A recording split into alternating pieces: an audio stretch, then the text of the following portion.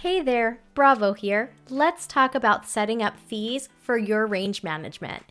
It's a key step to keeping your operation smooth and making sure billing stays accurate for your customers. So here's the deal.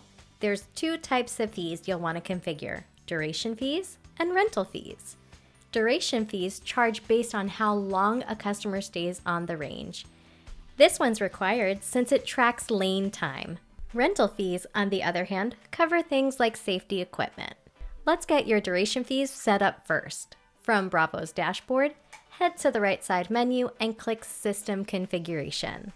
Then select the Transaction tab, click Services and Fees, and choose Range Duration from the Fee Type dropdown. Click Edit, then Add. We're going to name the fee, enter the duration in minutes, and set your price. Once you hit save, that fee's ready to roll in range management. Now for the rental fee.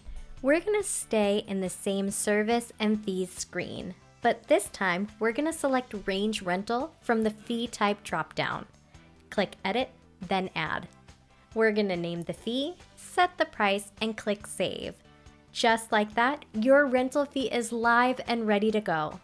That's it. Now you're set to charge for both range time and gear rental.